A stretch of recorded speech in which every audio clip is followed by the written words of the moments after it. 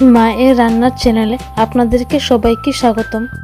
প্রিয় দর্শকেরা, আজকে আপনাদের জন্য নিয়ে এসেছি চটপটা টক ঝাল মিষ্টি আনারসের চাটনি ঘরে তৈরি করা রেসিপি। আর এই আনারসের চাটনি ব্রেড বা রুটির সাথে খেতে অসাধারণ লাগে। তাহলে চলুন আনারসের চাটনি তৈরি করা শুরু করি।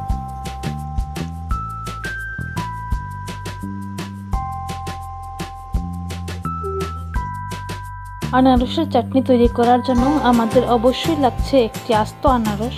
আনারসটাকে প্রথমে কেটে এইভাবে 4টি টুকরো করে নিয়েছি। তার সাথে লাগছে 150 গ্রাম চিনি, 5টি খেজুর, 50 গ্রাম ভেজে রাখা বাদাম, কিছু পরিমাণে কিশমিশ, আর লাগছে গুঁড়ো করে রাখা 50 গ্রাম বাদাম।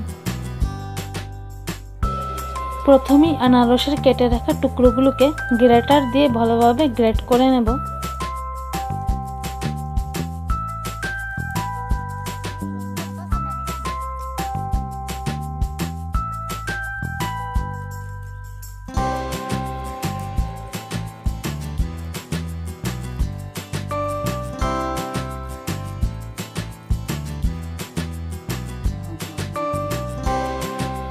তারপর কড়াইয়ে কিছু পরিমাণে সাদা তেল দিয়ে দেব।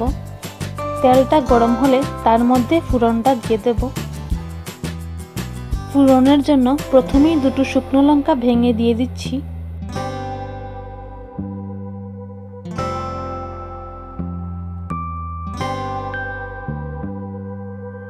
শুকনো লঙ্কাটা হয়ে গেলে তার মধ্যে গ্রেট করে রাখা আনারসের রসটাকে দিয়ে দেব।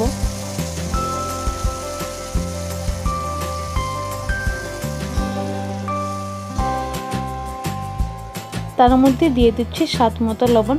আপনারা আপনাদের টেস্ট অনুসারে অ্যাড করে নিতে পারবেন। গ্যাসের ফ্লেমটাকে হাইয়ে রেখে চাটনিটা বানাতে হবে। কিছুক্ষণ পর আনারসের রসটা ফুটে ওঠা শুরু করে দিয়েছে। এবার তার মধ্যে অ্যাড করব চিনি। চিনিটাকে মিশিয়ে দিচ্ছি।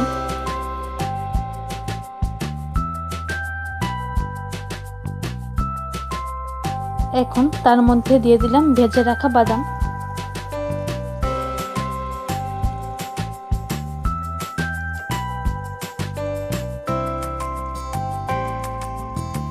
প্রায় 1.5 থেকে 2 মিনিট পর জলটা কমে চাটনিটা ঘন হওয়া শুরু করে দিয়েছে এবং কালারটাও হালকা বাদামি রঙের হয়ে গেছে। গ্যাসের ফ্লেমটাকে এখন মিডিয়াম থেকে লোতে করে নেব। এইভাবে মিশিয়ে তার মধ্যে দিয়ে দিলাম ব্লেন্ডারে গুঁড়ো করে রাখা বাদাম।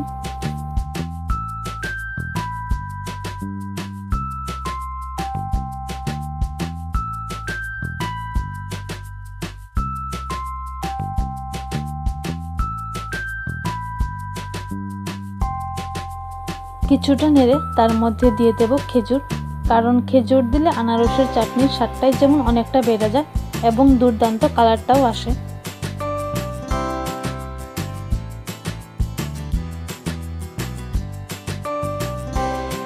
এবার তার মধ্যে দিয়ে দেব কিছু পরিমাণে কিশমিশ। সবগুলো উপকরণ ভালোভাবে মিশিয়ে দিচ্ছি। আনারসের চাটনিটা প্রায় তৈরি হয়ে গেছে। নামানোর আগেটাই দিয়ে দিচ্ছি একটা লেবুর রস, কারণ লেবুর রস দিলে চাটনিটাতে মিষ্টির সাথে সাথে টকটক ভাবটাও আসে আর যা খেতে খুবই অসাধারণ লাগে। ভালোভাবে মিশিয়ে দিচ্ছি। ভিডিওটি ভালো লাগলে লাইক, শেয়ার, সাবস্ক্রাইব করে দেবেন আর পাশে থাকা বেল আইকনটাকে ক্লিক করে দেবেন।